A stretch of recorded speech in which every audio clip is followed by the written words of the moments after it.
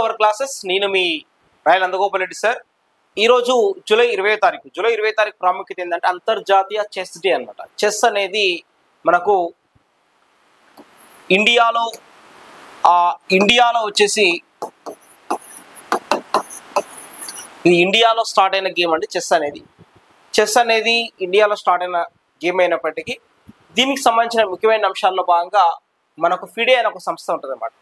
ఈ ఫిడే అనేది మనకు ఎక్స్పెషల్లీ ఫెడరేషన్ ఆఫ్ ఈ ఒక చెస్ సమాఖ్యగా మనం పేర్కొంటాం. ఈ చెస్ సమాఖ్యగా పేర్కొంటే ఇది ఎప్పుడు ఏర్పడిందంటే 1924 జూలై 28న ఏర్పాటైంది. మన 1924 జూలై 28న ఏర్పాటైతే దీన్ని అంతర్జాతీయ చెస్ డేగా గుర్తించాలని 1966లో భావించడం జరిగింది. బట్ యుఎన్ఓ వాళ్ళు, ఐక్యరాజ్యసమితి వాళ్ళు 2019లో దీనికి ఇంటర్నేషనల్ చెస్ డేని అధికారికంగా మనం గుర్తించుదామని వాళ్ళు ప్రకటించడం జరిగింది. అంటే ఇక్కడ ఈ భావన ఎప్పుడు వచ్చిందంటే ఈ భావన అనేది 1966లో వచ్చిందండి. యుఎన్ఓ వాళ్ళే రికగ్నైజ్ చేసింది 2019లో. ఈ భావన ఎప్పుడు వచ్చిందంటే 1966లో రావడం జరిగింది. అయితే 1966లో ఫిడే వాళ్ళు అనుకోవడం జరిగింది. ఇక్కడ 2019లో యుఎన్ వాళ్ళు అధికారికంగా దాన్ని గుర్తించడం జరిగింది. ఫైనల్గా ఈ యొక్క ఇంటర్నేషనల్ చెస్ డే అనేది జరుగుతుందిగా మనం చెప్పవచ్చు. ఇంటర్నేషనల్ చెస్ డే అనేది ఎప్పటి నుంచి మనం నిర్వహిస్తున్నామంటే 2019లో ప్రకటించారు. 2020 నుంచి మనము జరుపుతున్న విషయంగా మనం చెప్పవచ్చు అండి. అంతేకాకుండా ఈ యొక్క చెస్ అనేది జన్మించినటువంటి చెస్ అనే ఆట ఫస్ట్ పుట్టినటువంటి ప్లేస్ ఎక్కడంటే అది ఇండియా అని చెప్పొచ్చు. మన ఇండియాలో విశ్వనాథన్ ఆనంద్ అనేటువంటి వ్యక్తి 5 టైమ్స్ అతను వరల్డ్ చెస్ ఛాంపియన్గా రావడం జరిగింది. అంతేకాకుండా నార్వేకు చెందినటువంటి మాగ్నస్ కార్ల్సన్ అనేటువంటి వ్యక్తి కూడా వరల్డ్ చెస్ ఛాంపియన్గా రావడం జరిగింది. ఇటీవల ప్రజ్ఞానంద అండ్ గుకేష్ అటువంటి పర్సన్స్ కూడా ఇటీవల వాళ్ళు వెలుగులోకి రావడం జరిగింది. ఇది ఇండియాలో ప్రజెంట్ పెంటెల్ హరికృష్ణ, కోనేరు హంపి, హారిక, ద్రోణవల్లి హారిక, అలాగే తెలంగాణకు సంబంధించినటువంటి ఫేమస్ ప్లేయర్ కూడా ఉంటే మేకల అభినవ్ అనే అతను కూడా ఉండే, బట్ అతను అన్ఫార్చునేట్గా చనిపోవడం జరిగింది. సో ఇట్లా తెలంగాణలో ఉన్న ప్లేయర్స్ కూడా మనం చెప్పడం జరుగుతుంది అనమాట. సో ఓవరాల్గా ఎవరైనా ఆటగాడు ఇచ్చినప్పుడు ఆటగాడు ఏ ఆట ఆడతాడు, చెస్నా లేకపోతే టెన్నిసా, ఇటువంటిది మనం అర్థం చేసుకోవాలి. చెస్ కాబట్టి చెస్ సంబంధించినటువంటి పేర్లు ప్రజ్ఞానంద కానీ, అలాగే గుకేష్ కానీ, అలాగే ద్రోణవల్లి హారిక కానీ, కోనేరు హంపి కానీ, అలాగే నెక్స్ట్ పెంటెల్ హరికృష్ణ కానీ, వీళ్ళందరూ కూడా మనం చెస్ ప్లేయర్గా మనం చూడాల్సినటువంటి అవసరం ఉంది. ఓకే అండి. వీళ్ళ తర్వాత నెక్స్ట్ మనకు ఈరోజు వార్తల్లోకి వచ్చినటువంటి అంశము IFFM అతిథిగా రామ్ చరణ్ అండి. IFFM అతిథి అంటే ఇండియన్ ఫిలిం ఫెస్టివల్ ఎక్కడ ఉంటుందంటే ఇది Indian film festival of Melbourne మనం పేర్కొనొచ్చు. ఈ మెల్బోర్న్ అనేది మనకు ఆస్ట్రేలియాలో జరుగుతుంది. ఈ ఆస్ట్రేలియాలో జరిగితే ఈ ఆస్ట్రేలియాలో జరుగుతున్నటువంటి ఇండియన్ ఫిలిం ఫెస్టివల్కి రామ్ చరణ్ అనే వ్యక్తి అతిథిగా వెళ్తున్నాడు. ఇక్కడ ఆస్ట్రేలియాలో ఆగస్టు 15-25 మధ్యన జరుగుతుందన్నమాట. ఈ టైంలో మరి రామ్ చరణ్ గారిని ఒక అతిథిగా వాళ్ళు పిలవడం జరిగింది. సో అతను వెళ్ళడం జరుగుతుంది. అలాగే 78వ స్వాతంత్ర దినోత్సవ వేడుకలు అనేది మనకు 2024లో మనకు జరుగుతున్నాయి. ఆగస్ట్ 15న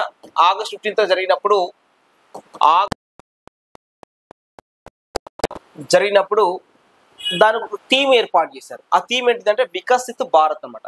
ఈ వికసిత్ భారత్ అనే కాన్సెప్ట్ అనేది ఏదైతే ఉందో ఆల్రెడీ 2024 నుంచి మనం ప్లాన్ చేస్తున్నారు.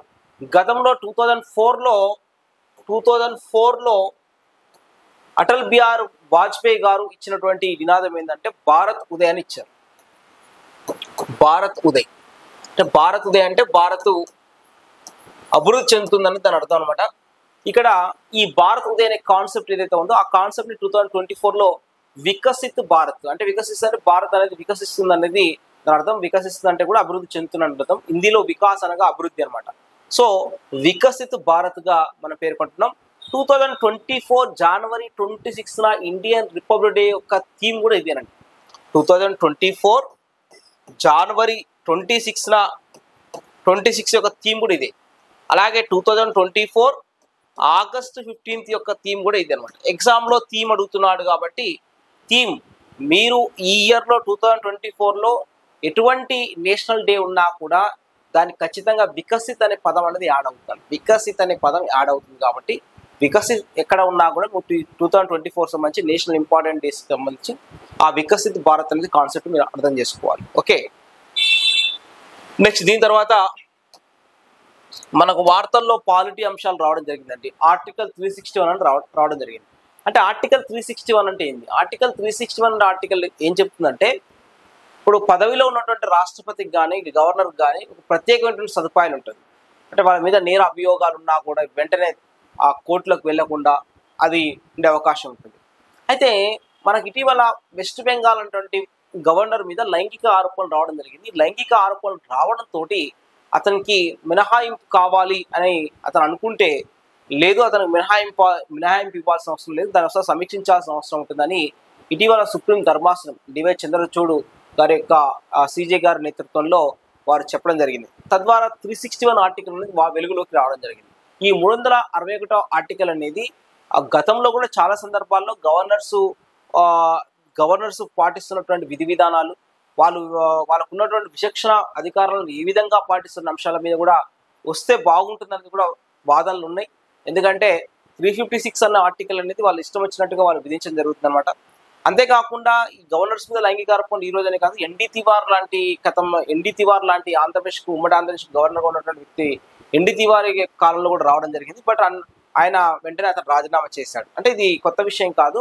కాకపోతే ఈ 361 ఆర్టికల్ వల్ల ఇప్పుడు కొత్తగా వస్తున్నటువంటి వాదన ఏంటంటే, ఖచ్చితంగా ఈ గవర్నర్ రాష్ట్రపతి వీళ్ళ మీద కూడా ఎటువంటి నేరాలు చేసినా కూడా ఆ నేరాల నుంచి మినహాయింపు అనేది ఏముండకూడదు అనే ఒక కాన్సెప్ట్ తోటి మరొకసారి పునఃసమీక్షించాలనే కాన్సెప్ట్ తోటి సుప్రీంకోర్టు ధర్మాసనం చెప్పడం జరిగింది.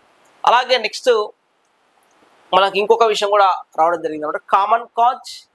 Common cause centre for public interest litigation అనేది ఒక సంస్థ వీళ్ళు ఏం చేశారంటే, రీసెంట్గా ఎలక్టరల్ బాండింగ్ అనేది ఇష్యూ అనేది రావడం జరిగింది. ఎలక్టరల్ బాండింగ్ అంటే మనకు ఎలక్షన్స్ ముందని కాదు, ఇది ఓవరాల్గా గవర్నమెంట్ వాళ్ళు ఎవరైతే ఉన్నారో, గవర్నమెంట్లో ఉన్న పార్టీలు ఎవరైతే ఉన్నారో, అలాగే వివిధ రాజకీయ పార్టీలు ఎవరైతే ఉన్నారో ఆ పార్టీలందరికీ కూడా విరాళాలు ఇచ్చేందుకు ఎలక్టరల్ బాండ్ అనేది కొనుగోలు చేయడం జరుగుతుంది.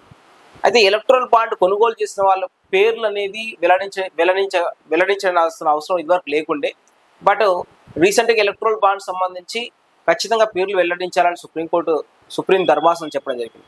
అయితే ఇందులో క్విడ్ ప్రోకో అనేది ఏదైనా ఉందా లేదా? క్విడ్ ప్రోకో అంటే ఏంటంటే, నీకు ఇది నాకు ఇది అనేది కాన్సెప్ట్ తోటి ఉంటుంది అనమాట. ఉదాహరణకి ఏదైనా ఒక కంపెనీ వాళ్ళు పలానా ఎక్స్ అనే కంపెనీ పలానా రూలింగ్ కంపెనీకి, పలానా రూలింగ్ అనే వై కంపెనీకి, పలానా రూలింగ్లో ఉన్న వై పార్టీకి సమ్ అమౌంట్ కనుక ఇస్తే ఆ అమౌంట్కు తగ్గట్టుగా వాళ్ళకి వేరే దగ్గర ఒక ఏదైనా ఒక లాభం చేకూర్చే విధంగా ఉన్నదనుకోండి, ఆటోమేటిక్గా అది క్విడ్ ప్రోకో జరిగినట్టు. అంటే నీకు అది ఇస్తున్నాను కాబట్టి నాకు ఇక్కడ ఇది అనేది ఇచ్చిన పాయింట్స్ వచ్చేసి మనకు ఐఐటి మద్రాసు నుంచి రీసెంట్గా డాక్టరేట్ అవార్డు పొందినటువంటి ప్రముఖులలో ఫస్ట్ పర్సన్ ఇస్రో చైర్మన్ గారు సోమనాథ్ గారు పొందడం జరిగింది. డాక్టరేట్ అవార్డుని వారు ఇటీవల ఏ యూనివర్సిటీ నుంచి తీసుకున్నారు, ఏ విద్యాసంస్థ నుంచి తీసుకున్నారు అన్నప్పుడు ఐఐటి మద్రాసు నుంచి తీసుకోవడం జరిగింది. అంతేకాకుండా ఐఐటి మద్రాసు ఎప్పుడు కూడా వార్తల్లోకి నిలవడం జరుగుతుంది. వాళ్ళు ఏ కొత్త ఆవిష్కరణ చేసినా కూడా ప్రతిదీ కూడా వార్తల్లోకి రావడం జరుగుతుంది అనమాట. అంటే ఫర్ ఎగ్జాంపుల్ ఇట్లా ఫ్యాన్ అనేది ఉంటుంది. ఆ ఫ్యాన్ నుంచి మనం ఉరేసుకునేటట్టుంటే ఆ ఉరి వేసుకుంటే ఆటోమేటిక్గా మనము ఉరి వేసుకునే అవకాశం ఉంటుంది. కానీ అక్కడ ఫ్యాన్కి ఒకవేళ తాడు కట్టుకొని ఉరేసుకుందాం అనుకుంటే ఫ్యాన్ కూడా కిందకి వచ్చే టెక్నాలజీ కూడా ఐఐటి మద్రాస్ వాళ్ళే కనుక్కున్నారు. అటువంటి కొత్త రకమైన డిజైన్స్ ఫ్యాన్స్ కూడా వాళ్ళే కనుక్కున్నారు. అయితే వాళ్ళ దగ్గర నుంచి రీసెంట్గా బ్రియాన్ కోబిల్కో అటువంటి పర్సన్, అంటే 2012లో కెమిస్ట్రీ నోబెల్ పొందినటువంటి పర్సన్ అతను ఎవరు అంటే బ్రియాన్ కోబిల్కా, అమెరికాకు సంబంధించినటువంటి పర్సన్. ఇతను కూడా డాక్టరేట్ అవార్డు పొందడం జరిగింది అనమాట. అలాగే నెక్స్ట్ జనాభాకు సంబంధించినటువంటి ఒక అంశాలు ఈరోజు వార్తల్లోకి రావడం జరిగింది.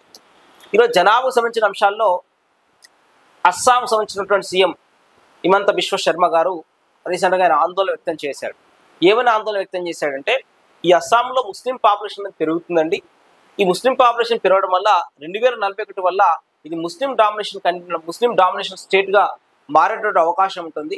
ఇది ఫ్యూచర్లో దేశవ్యాప్తంగా కూడా దీని ప్రభావం చూపించే అవకాశం కూడా ఉంటుంది. ఎందుకంటే నార్త్ ఈస్ట్ స్టేట్స్లో అస్సాం అనేది ఒక పెద్ద రాష్ట్రంగా కొనసాగుతున్నటువంటి అంశంగా కూడా చెప్పొచ్చు. వన్ ఆఫ్ ది రాష్ట్రంగా ఇక్కడ మనం అబ్జర్వ్ చేయాల్సిన విషయం ఏంటంటే, మనకు వీళ్ళ యొక్క అంటే ముస్లిం యొక్క పాపులేషన్ వచ్చేసి దాదాపుగా దశాబ్దంలో మరి ఎక్కువ పెరుగుదల నమోదవుతుందండి. మరి అంతేకాకుండా ప్రజెంట్ 30% ఉంది. మరి ఫ్యూచర్లో ఇంకా పెరిగేటువంటి అవకాశం కూడా ఉంటుందని కూడా వాళ్ళు చెప్పడం జరుగుతుంది.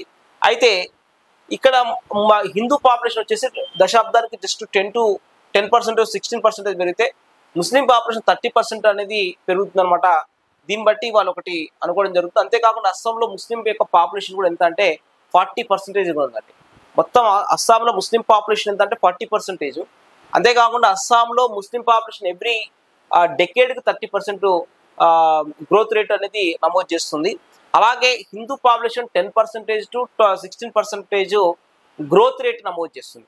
ఇప్పటికీ అక్కడ హిందువుల యొక్క పాపులేషన్ ఎక్కువనే అయినప్పటికీ కూడా గ్రోత్ రేట్ అనేది వీళ్ళదేమో 10 to 16% ఉంటే వాళ్ళకి 30% ఉంది. దీన్ని బట్టి వాళ్ళ ఆందోళన వ్యక్తం చేయడం జరుగుతుంది. అంతేకాకుండా అస్సాం యొక్క పాపులేషన్ 3,12,00,000 మంది ఉన్నారండి 2011 ప్రకారం. సో ఇప్పుడు ఒకవేళ పెరిగితే ఒక 4 కోట్ల వరకు నియర్ బై 4 కోట్ల మధ్యన దగ్గరికి వచ్చేటువంటి అవకాశం ఉంటుంది నియర్ బై. ఓకే అండి. అయితే ఇదేమో అస్సాంలో ముస్లిం పాపులేషన్. అలాగే పాకిస్తాన్లో హిందూ యొక్క పాపులేషన్ కూడా పెరుగుతుంది అనమాట. అయితే పాకిస్తాన్లో హిందూ పాపులేషన్ అనేది 2017లో 35 lakhs ఉంటే 2023కి 38 lakhs పెరిగింది. అంటే ఒక 6 yearsలో 3 lakhs పెరిగింది అనమాట. 6 yearsలో ఒక 3 lakhs పెరిగింది.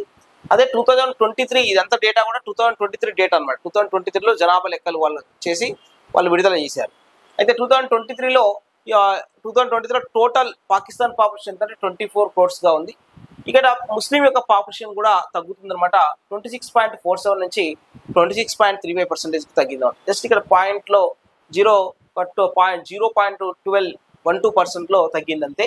కాకపోతే ఇక్కడ కొద్దిగా పెరగడం జరిగింది అనమాట. అంటే ఈ పర్సంటేజ్ చూసుకున్నప్పుడు పెరుగుకుంటే ఎక్కువ ఉంటుంది. పర్సంటేజ్ ఎప్పుడైనా ఎక్కువ ఉంటుంది, కానీ రియల్ వాల్యూస్ అనేది ఎప్పుడైనా తక్కువగా ఉంటాయి. అది మనం జనరల్గా అబ్జర్వ్ చేయాల్సిన పాయింట్స్ అనమాట.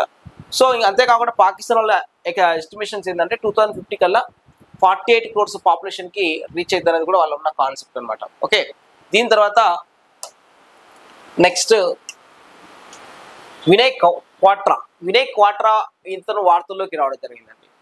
ఈ వినయ్ క్వాట్రా ఎందుకు వార్తల్లోకి వచ్చాడంటే, వినయ్ క్వాట్రా అంటే వ్యక్తి రీసెంట్గా భారత విదేశాంగ కార్యదర్శిగా అతను పదవి బాధ్యతల నుంచి పదవి బాధ్యతల నుంచి తప్పుకోవడం జరిగింది. అతను తప్పుకోవడం మీన్స్ అతని ప్లేస్లో వేరే వారిని విక్రమ్ మిశ్రాని అపాయింట్మెంట్ చేశారు. అపాయింట్మెంట్ చేసినప్పుడు మరి ఈ యొక్క వినయ్ క్వాట్రాని ఎక్కడ అపాయింట్మెంట్ చేస్తారని ఒక పెద్ద క్వశ్చన్ వచ్చింది. ఆ పెద్ద క్వశ్చన్ వచ్చినప్పుడు అమెరికాలో భారత రాయబారికి తను అపాయింట్మెంట్ చేస్తున్నట్టు గవర్నమెంట్ ప్రకటించడం జరిగింది. మరి అమెరికాలో భారత రాయబారిగా ఎవరి ప్లేస్లో అంటే తరుణ్జిత్ సంధు అటువంటి ప్లేస్లో ఇతను అపాయింట్మెంట్ చేశారు. అంతేకాకుండా వినయ్ క్వాట్రా అనే వ్యక్తి 1998 IFS క్యాండిడేట్ అనమాట. అలాగే 2017లో ఇతను 17 to 20 మధ్యన ఫ్రాన్స్లో భారత రాయబారిగా పనిచేశారు. అలాగే 2022లో నేపాల్లో భారత రాయబారిగా పనిచేశారు. అలాగే 2022-24లో భారత విదేశాంగ కార్యదర్శిగా కూడా చేశారు. ఇప్పుడు 2024లో నెక్స్ట్ వీరు ఎక్కడికి వెళ్తున్నారంటే అమెరికాలో భారత రాయబారిగా వీరు పదవి బాధ్యతలన్నీ స్వీకరించడం జరుగుతుంది. Okay, next Ursula von der Leyen. ఈ ఉర్సులా వాన్ డెర్ లెయాన్ అటువంటి పర్సన్ జర్మనీకి సంబంధించినటువంటి పర్సన్ అనమాట. ఈ జర్మనీకి సంబంధించినటువంటి పర్సన్ యూరోపియన్ యూనియన్ కమిషన్ యొక్క ప్రెసిడెంట్గా వీరు అపాయింట్మెంట్ కావడం జరిగింది. వీరు వరుసగా రెండోసారి అపాయింట్మెంట్ అయ్యారు ఉర్సులా వాన్ డెర్ లెయాన్. అలాగే ఇది ఎక్కడ జరిగింది, ఈ మీటింగ్ ఎక్కడ జరిగిందంటే ఫ్రాన్స్లోని స్ట్రాస్బర్గ్లో జరిగింది అనమాట. ఈ ఫ్రాన్స్లోని స్ట్రాస్బర్గ్లో జరిగిన మీటింగ్లో ఈ జర్మనీకి చెందినటువంటి